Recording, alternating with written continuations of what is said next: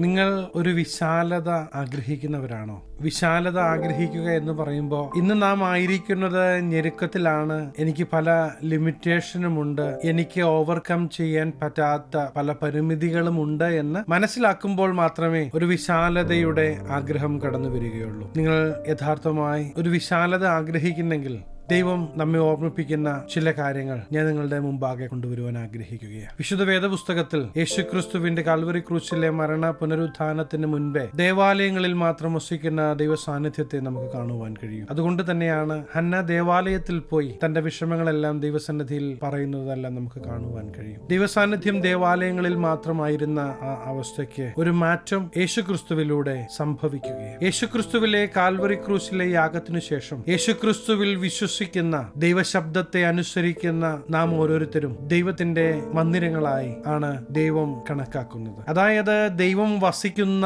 ദൈവത്തിന്റെ വാസസ്ഥലമായി നമ്മെ ഓരോരുത്തരെയും ദൈവം കാണുകയാണ്. അതുകൊണ്ട് തന്നെ നമ്മുടെ ജീവിതയാത്രയിൽ ദൈവത്തിന് ഹിതമല്ലാത്ത കാര്യങ്ങളിൽ നാം ഇടപെടരുത് എന്ന് ദൈവവചനം നമ്മെ ഓർമ്മിപ്പിക്കുന്നു. ദൈവത്തെ സ്തുതിക്കുന്ന നാവുകൊണ്ട് തന്നെ നാം ദൂഷണം പറയരുത്. നമ്മെ തന്നെ അശുദ്ധമാക്കുന്ന ഒരു പാപപ്രവൃത്തിയിലും നാം ഇടപെടരുത് എന്നെല്ലാം ദൈവം നമ്മെ ഓർമ്മിപ്പിക്കുന്നുണ്ട്. പലപ്പോഴും നമുക്കതിന് കഴിയാതിരിക്കുമ്പോൾ ദൈവശബ്ദം കേട്ട് ദൈവം കാണിച്ചു തരുന്ന വഴിയെ നടക്കുവാൻ നമ്മെ സഹായിക്കുവാൻ പരിശുദ്ധാത്മാവ് എന്ന കാര്യസ്ഥനെയും ദൈവം നമുക്ക് നൽകിയിരിക്കുകയാണ്. പലപ്പോഴും നമ്മുടെ ജീവിതയാത്രയിൽ ഈ പരിശുദ്ധാത്മാവിന്റെ സാന്നിധ്യം നാം അവഗണിക്കാറുണ്ട്. പരിശുദ്ധാത്മാവിനെ അവഗണിച്ച് പലപ്പോഴും നാം ഒരു വിശുദ്ധ ജീവിതം നയിക്കുവാൻ ശ്രമിക്കുമ്പോൾ അവിടെയെല്ലാം പരാജയപ്പെടുകയാണ്. എന്നാൽ കാര്യസ്ഥനായ ഉപദേഷ്ടാവായ വഴി നടത്തുന്ന നമ്മോട് സംസാരിക്കുന്ന യേശുക്രിസ്തുവിനെ നമുക്ക് റിവീൽ ചെയ്തു തരുന്ന പരിശുദ്ധാത്മാവിന്റെ സഹായം നാം ചോദിക്കുമ്പോഴാണ് ദൈവാത്മാവ് നമ്മെ നയിക്കുന്നതും നമ്മോട് സംസാരിക്കുന്നതും നമ്മെ വഴി നടത്തുന്നതും. ഒരു വ്യക്തി എന്നതുപോലെ നമ്മോട് കൂടെ നിന്ന് നമ്മെ വഴി നടത്താനാണ് ദൈവാത്മാവിന് ഏറെ ഇഷ്ടം. ദൈവത്തിന് നമ്മെക്കുറിച്ചുള്ള പദ്ധതി എന്ത് എന്ന് തിരിച്ചറിയുമ്പോൾ മാത്രമേ നാം ഇന്നായിരിക്കുന്ന അവസ്ഥയ്ക്ക് ഒരു മാറ്റം നാം ആഗ്രഹിക്കുകയുള്ളൂ. അതുകൊണ്ട് തന്നെയാണ് ഞാൻ പറഞ്ഞു തുടങ്ങിയത്, നമ്മുടെ ഇന്നത്തെ അവസ്ഥ പരിമിതമാണ് എന്ന് മനസ്സിലാക്കിയെങ്കിൽ മാത്രമേ ഒരു വിശാലതയ്ക്കായുള്ള ആഗ്രഹം കടന്നു വരികയുള്ളൂ.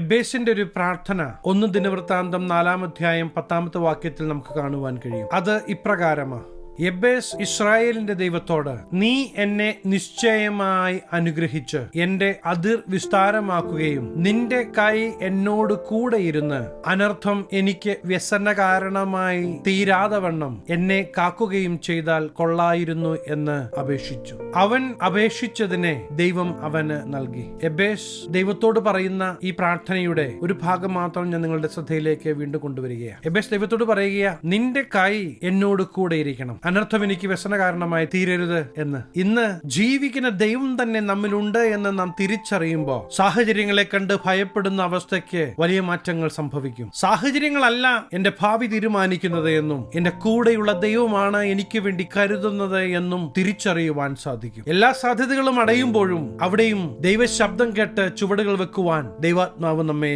സഹായിക്കും. ഏതൊക്കെ വിധത്തിലുള്ള പ്രശ്നപ്രയാസത്തിലൂടെ കടന്നു പോകുമ്പോഴും ഒരു ദൈവിക കംഫർട്ട് നിങ്ങൾ അനുഭവിക്കും, ദൈവിക കരുതൽ നിങ്ങൾ കാണും. മാത്രമല്ല, ശത്രുവിന്റെ തന്ത്രങ്ങളെ ഓവർകം ചെയ്ത് നിങ്ങൾ പുറത്തു വരും, നിങ്ങളൊരു അനുഗ്രഹമാകുകയും ചെയ്യും. നമുക്ക് ഓവർകം ചെയ്യാൻ പറ്റാത്തൊരു കാര്യം വരുമ്പോഴാണ് പലപ്പോഴും ഞാനൊരു പ്രശ്നത്തിൽ അകപ്പെട്ടു പോയി എന്ന് നാം പറയാറ്. എന്നാൽ നമ്മുടെ കൂടെ അഖില ചരാചരങ്ങളെ ഒറ്റ വാക്കിൽ ഉളവാക്കിയ ദൈവമുണ്ട് എന്ന് തിരിച്ചറിയുമ്പോൾ പിന്നെ പ്രശ്നത്തിന്റെ വലിപ്പമല്ല കാണുവാൻ പോകുന്നത്, ദൈവം നമുക്ക് വേണ്ടി ഒരുക്കിയ ദൈവിക നന്മകളെ നാം അനുഭവിക്കുവാൻ തുടങ്ങും. എന്റെ ശബ്ദം കേൾക്കുന്ന പ്രിയ ദൈവവേദലേ, ദൈവിക ശുശ്രൂഷയിൽ വേണ്ടതുപോലെ നിങ്ങൾക്ക് മുന്നേറുവാൻ കഴിയാത്ത ഒരു അവസ്ഥയാണ് നിങ്ങളുടെ ജീവിതത്തിൽ ഉള്ളത് എങ്കിൽ ഇന്ന് നിങ്ങളുടെ ഹൃദയത്തെ ഈ ദൈവത്തിന് മുമ്പാകെ തുറക്കേണ്ടത് ആവശ്യമാണ്. മറ്റാർക്കും സഹായിപ്പാൻ കഴിയാത്ത മേഖലകളിൽ ഒരു വർധനവ് തരുവാൻ ഈ ദൈവം ശക്തനാണ്. യഥാർത്ഥത്തിൽ നിങ്ങൾ ആഗ്രഹിക്കുന്നുണ്ടെങ്കിൽ നിങ്ങളുടെ മനസ്സ് ഈ ദിവസങ്ങളിൽ ദൈവത്തോടൊന്ന് തുറക്കേണ്ടത് ആവശ്യമാണ്. ദൈവമേ, ഏതുവഴി നടക്കണമെന്ന് എനിക്ക് പറഞ്ഞു തരണം, അങ്ങയുടെ കരം പിടിച്ച് എന്നെ വഴി നടത്തണമെന്ന് ഒന്ന് പറയാൻ തയ്യാറാണോ? ദൈവത്തിന്റെ ശബ്ദത്തിനായി കാതോർക്കുവാൻ തയ്യാറാണോ? അങ്ങനെയെങ്കിൽ തീർച്ചയായും ജീവിത മേഖലകളിലെല്ലാം ദൈവത്തിന്റെ പ്രവൃത്തി നിങ്ങൾ കാണുക തന്നെ ചെയ്യും. പ്രിയ ദൈവവേദലേ, ഏതൊക്കെ സാഹചര്യങ്ങൾ മുന്നിൽ കടന്നു വന്നാലും ആ സാഹചര്യങ്ങൾ ഒന്നും നിങ്ങളെ തകർക്കുകയല്ല. ആ സാഹചര്യങ്ങൾ ദൈവം നിങ്ങളോട് പറഞ്ഞ ദൈവിക വാഗ്ദത്ത നിവൃത്തീകരണത്തിന്റെ ചവിട്ടുപടിയായി മാറുവാൻ പോകുകയാണ്. നമ്മുടെ ജീവിതത്തിൽ നാം കെട്ടിയ പല ബൗണ്ടറികളും ഒന്ന് ഇടിച്ചു കളയണം. അത് നാം തന്നെ ചെയ്യേണ്ടത് ആവശ്യമാണ്. എനിക്ക് ഇത്രേ കഴിയുകയുള്ളൂ, എനിക്കിത് മാത്രമേ പറ്റുകയുള്ളൂ എന്നെല്ലാം നാം തന്നെ കെട്ടിയ ആ ബൗണ്ടറികൾ ഒന്ന് ഇടിച്ചു കളയണം. ആര് പറഞ്ഞു പറഞ്ഞു നിങ്ങൾക്കതിന് കഴിയുകയില്ല എന്ന്. ഇന്ന് പറയുവാൻ തുടങ്ങണം, എന്നെ ശക്തനാക്കുന്നവൻ മുഖാന്തരം ഞാൻ സകലത്തിനും മതിയായവനാണ് എന്ന് പറയുവാൻ തുടങ്ങണം. ദൈവിക വാഗ്ദത്തങ്ങൾ കൊണ്ട് പറയുവാൻ തുടങ്ങുമ്പോൾ ആ ദൈവിക വാഗ്ദത്തങ്ങളുടെ നിവർത്തീകരണം നിങ്ങളുടെ ജീവിത മേഖലകളിൽ നിങ്ങൾക്ക് കാണുവാൻ കഴിയും. ഇങ്ങനെ എങ്ങനെയെങ്കിലുമൊക്കെ അങ്ങ് മുന്നോട്ട് പോയാൽ മതി എന്ന് ആഗ്രഹിക്കുന്നവരോടല്ല ഞാൻ ഈ ചെറു സന്ദേശത്തിലൂടെ സംസാരിക്കുന്നത്. എന്റെ ദൈവത്തിനു വേണ്ടി എനിക്ക് ചിലതൊക്കെ ചെയ്യണം. എന്റെ ഈ ജീവിതം എത്ര നാളുണ്ട് എന്ന് എനിക്ക് അറിയത്തില്ല. ദൈവം എനിക്ക് തരുന്ന ആയുസ് എന്റെ ദൈവത്തിന്റെ സ്നേഹത്തെക്കുറിച്ച് മറ്റുള്ളവരോട് പറയണമെന്ന് യഥാർത്ഥമായി ഉള്ളിൽ ആഗ്രഹിക്കുന്ന നിങ്ങളോടാണ് ഇന്ന് സംസാരിക്കുന്നത്. പ്രിയ ദൈവത്തിലെ അസാധ്യതകളെയും കാറ്റിനെയും കോളിനെയും കണ്ട് ഭയപ്പെട്ട് അടങ്ങിയിരിക്കാതെ, ഏതൊക്കെ പ്രശ്നം കടന്നു വന്നാലും ആ പ്രശ്നത്തിലൊന്നും തനിച്ചാക്കാതെ കരം പിടിച്ച് വഴി നടത്തുന്ന ദൈവ സാന്നിധ്യം നാം തിരിച്ചറിയണം. ദൈവമുഖത്തേക്ക് നോക്കി വിജയകരമായി ജീവിതം മുന്നോട്ട് നയിക്കേണ്ടത് ആവശ്യമാണ്. നാം തന്നെ കെട്ടിയ ബൗണ്ടറികൾ എല്ലാം ഒന്ന് ഇടിച്ചു കളയണം. അതിനുശേഷം മറ്റുള്ളവർ കെട്ടിയ ബൗണ്ടറികൾ, മറ്റുള്ളവർ നമ്മുടെ ജീവിതത്തിൽ വെച്ച പല അതിരുകളുണ്ട്.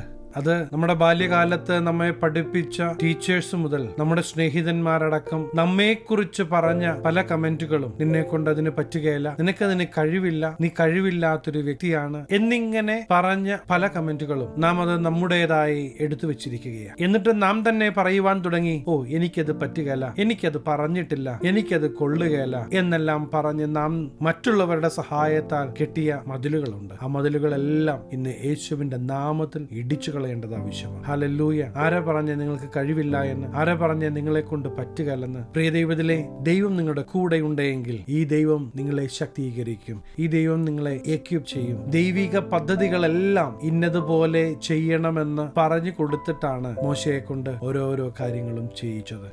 എന്നെ കൊണ്ട് പറ്റുകയല്ല, വേറൊരാളെ തിരഞ്ഞെടുക്കുക എന്നെല്ലാം മോശ പല ഒഴിവ് കഴിവുകൾ പറഞ്ഞിട്ടും ഇല്ല, എനിക്ക് നിന്നെ വേണം എന്ന് പറഞ്ഞ് ദൈവം തെരഞ്ഞെടുത്ത് ഇന്ന കാര്യങ്ങൾ ഇന്നതുപോലെ എല്ലാം ചെയ്യണമെന്ന് പറഞ്ഞ് ദൈവം കാണിച്ചു കൊടുത്ത് മോശയെ കൊണ്ട് ചെയ്യിപ്പിച്ചെങ്കിൽ ഇന്ന് ദൈവം പറയുന്നത് കേൾക്കുവാൻ, ദൈവം പറയുന്നത് അനുസരിക്കുവാൻ തയ്യാറാകുന്ന നമ്മിലൂടെ ദൈവപ്രവൃത്തി ദൈവം ചെയ്തെടുക്കണമെന്ന് ദൈവം ആഗ്രഹിക്കുകയാണ്. സാധാരണക്കാരിൽ സാധാരണക്കാരായ മുക്കുവരെയാ യേശുക്രിസ്തു ശിഷ്യന്മാരായി തിരഞ്ഞെടുത്തത്. സാധാരണക്കാരായ ശിഷ്യന്മാരിലൂടെ അസാധാരണമായ വീര്യപ്രവൃത്തികൾ ദൈവം ചെയ്തെടുക്കുന്നത് നമുക്ക് പുതിയ നിയമത്തിൽ എല്ലായിടത്തും കാണുവാൻ കഴിയും. ഇന്ന് ദൈവം നമ്മെക്കുറിച്ച് ആഗ്രഹിക്കുന്നത് നമ്മളായി കെട്ടിയിട്ടുള്ള എല്ലാ ബൗണ്ടറികളും നമ്മൾ ഇടിച്ചു കളയണം. എന്നിട്ട് ദൈവം ആഗ്രഹിക്കുന്ന രീതിയിൽ ഒരു വലിയ വിശാലത, ആത്മീക മേഖലകളിൽ ഒരു വിശാലത, ശുശ്രൂഷ മേഖലകളിൽ ഒരു വിശാലത, ജീവിത മേഖലകളിൽ ഒരു വിശാലത ദൈവമേ തരണമേ എന്ന് പറഞ്ഞ് ദൈവസന്നിധിയിലേക്ക് ഒന്ന് അടുത്തു വരുവാൻ തയ്യാറാണെങ്കിൽ നിങ്ങളുടെ ഞെരുക്കങ്ങളെ മാറ്റുന്ന ഒരു ദൈവമുണ്ട് എന്ന് ഞാൻ നിങ്ങൾക്ക് ഉറപ്പു തരാം. അവരിലൂടെ ദൈവം പ്രവർത്തിക്കുന്നു, ഇവരിലൂടെ ദൈവം പ്രവർത്തിക്കുന്നു, അതെല്ലാം തെറ്റാണ് എന്ന് പറയുന്നതിലുപരി ദൈവമേ എന്നെ അങ്ങയുടെ കരത്തിലേക്ക് ഏൽപ്പിച്ചു തരുന്നു, എന്നിലൂടെ അങ്ങ് പ്രവർത്തിക്കണമേ എന്ന് പറഞ്ഞ് നമ്മുടെ മുൻവിധികളെല്ലാം എടുത്തു കളഞ്ഞ് ഇന്നും പ്രവർത്തിക്കാൻ കഴിയുന്ന ഈ ദൈവത്തിന്റെ കരത്തിൽ ഒരു ആയുധമായി മാറുവാൻ നമുക്ക് നമ്മെ ഒന്ന് ഏൽപ്പിക്കാമോ? അങ്ങനെയെങ്കിൽ തീർച്ചയായും ഒരു വിശാലത നിങ്ങൾ കൈവെക്കുന്ന എല്ലാ മേഖലകളിലും നിങ്ങൾ കാണുവാൻ തുടങ്ങും. മാത്രമല്ല നിങ്ങളോട് ചേർന്ന് നിൽക്കുന്നവരും അനുഗ്രഹിക്കപ്പെടും. പ്രിയ ദൈവത്തിലെ, ഇന്ന് ദൈവത്തിന്റെ ആലയമായി ദൈവം വസിക്കുന്ന നമ്മെ നശിപ്പിക്കാതെ നമ്മിലൂടെ ദൈവപ്രവൃത്തി ദേശം കാണത്തക്ക വിധത്തിൽ വെളിപ്പെടുത്തുവാൻ ആഗ്രഹിക്കുന്ന ഈ ദൈവശബ്ദത്തിന് മുമ്പാകെ നമുക്ക് നമ്മെ ഒന്ന് ഏൽപ്പിച്ചു കൊടുക്കാം. ആത്മാർത്ഥമായി നിങ്ങൾ ആഗ്രഹിക്കുന്നു, അങ്ങനെയെങ്കിൽ നിങ്ങൾ കണ്ണുകളെ അടയ്ക്ക്. ഞാൻ നിങ്ങൾക്ക് വേണ്ടി പ്രാർത്ഥിക്കാൻ പോകുകയാണ്. മഹാപരിശുദ്ധനായ ഞങ്ങളുടെ സ്വർഗീയ പിതാവേ, എന്നോടൊപ്പം ചേർന്ന് പ്രാർത്ഥിക്കുന്ന ഈ ദൈവജനത്തെ അങ്ങയുടെ തൃക്കരങ്ങളിൽ തരുന്നു. ഈ ദിവസങ്ങളിൽ ഇവരുടെ ജീവിത മേഖലകളിലെല്ലാം ഒരു വിശാലത അങ്ങ് കൊടുക്കുമാറാകണം.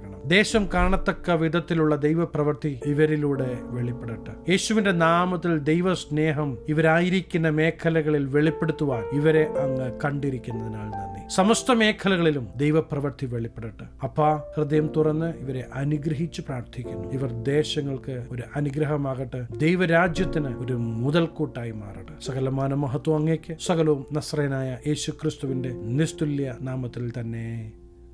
എന്റെ ശബ്ദം കേൾക്കുന്ന പ്രിയ ദൈവദാസനെ, പ്രിയ ദൈവദാസിയെ, ഒരു വലിയ വിശാലത നിങ്ങളുടെ ശുശ്രൂഷകളിൽ ഈ ദിവസങ്ങളിൽ കാണുവാൻ പോകുകയാണ്. അതെ, ഇതെങ്ങനെ സംഭവിച്ചു എന്ന് മറ്റുള്ളവർ അത്ഭുതം കൂറുമാറാൻ ദൈവപ്രവൃത്തി വിശ്വസിക്കുന്ന നിങ്ങളിലൂടെ ദൈവം വെളിപ്പെടുത്തുവാൻ പോകുകയാണ്. അതെ, ഈ യേശു ഇന്നും ജീവിക്കുന്നു എന്ന് പട്ടണങ്ങളോട്, രാജ്യങ്ങളോട് നമുക്ക് വിളിച്ചു പറയാം. ഈ ദൈവം നിങ്ങളെ ധാരാളമായി അനുഗ്രഹിക്കട്ടെ. ഈ ചെറു സന്ദേശം നിങ്ങൾക്ക് അനുഗ്രഹമായെങ്കിൽ തീർച്ചയായും ഞങ്ങളെ അറിയിക്കണം. അനേകർക്ക് അനുഗ്രഹമാകേണ്ടതിന് സ്നേഹിതർക്ക് ഷെയർ ചെയ്യുക, ഫോർവേഡ് ചെയ്യുക. നിങ്ങൾ ഈ ചാനൽ ഇതുവരെയായിട്ടും സബ്സ്ക്രൈബ് ചെയ്തിട്ടില്ല എങ്കിൽ തീർച്ചയായും സബ്സ്ക്രൈബ് ചെയ്യണം. ദൈവം അനുവദിച്ചാൽ അടുത്ത ദിവസം നമുക്ക് വീണ്ടും കാണാം. Stay blessed.